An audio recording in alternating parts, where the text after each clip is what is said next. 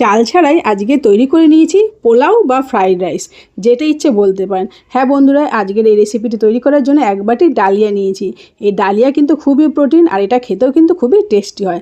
ডালিয়াটাকে কড়াইতে একটু ভেজে নেব যতক্ষণ না এর কালারটা চেঞ্জ হয়, মানে সামান্য একটু সাদা সাদা যখনই কালারটা হয়ে যাবে তখন এটাকে নামিয়ে নিতে হবে। মোটামুটি 3 থেকে 4 মিনিট লো ফ্লেমে ভেজে নিলেই কিন্তু হয়ে যাবে।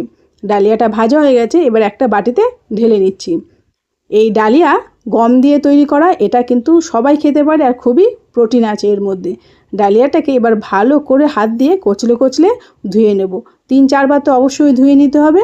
দেখুন গরম আছে বলে আমি প্রথমে একটা খুন্তি দিয়ে এটাকে একটু নাড়িয়ে চাড়িয়ে নিলাম, তারপরে হাত দিয়ে বেশ ভালো করে ঘষে ঘষে এটাকে ধুয়ে নিলাম।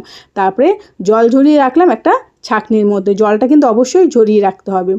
ফ্রাই প্যানে একটুখানি সাদা তেল দিয়ে তার মধ্যে কিশমিশ আর কাজু বাদাম একটু ভেজে নিচ্ছি, ওই 1 থেকে 1.5 মিনিটের মতন। এগুলো ভাজা হয়ে গেছে, এবার এগুলোকে ভেজে তুলে নিচ্ছি। আর এগুলো যখন মুখে পড়বে খেতে কিন্তু দারুণ লাগে। এবার যেটুকু তেল রয়েছে ওই তেলের মধ্যে আবার দিয়ে দিলাম 1 চামচ ঘি।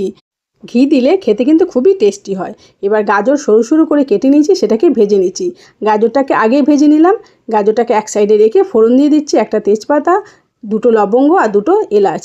এলাচটা আর তেজপাতাটা যখনই ভাজা হয়ে যাবে এবার সেই সবজিগুলো দিয়ে দিচ্ছি। ক্যাপসিকাম আর টমেটো সবই কিন্তু আমি লম্বা লম্বা করে কেটে নিয়েছি।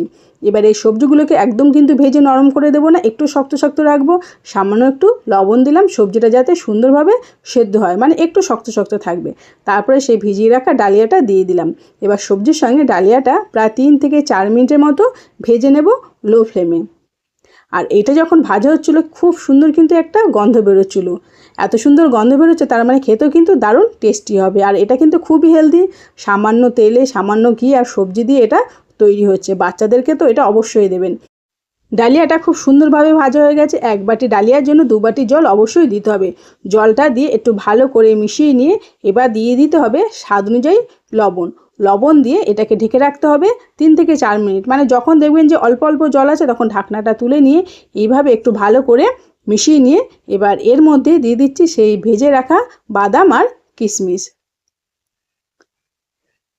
এবার দিয়ে দিচ্ছি 1 চামচের মতো চিনি। চিনিটা পরেই দিলাম, কারণ আগে দিলে ডালিয়াটা ভালো সেদ্ধ হবে না। এবার চিনি দিয়ে এটাকে 2 মিনিটের মতো ঢেকে রাখবো। তারপরে নাড়িয়ে চাড়িয়ে নিলেই কিন্তু খুব সুন্দরভাবে রেডি হয়ে যাবে ডালিয়ার পোলাও বা ফ্রাইড রাইস।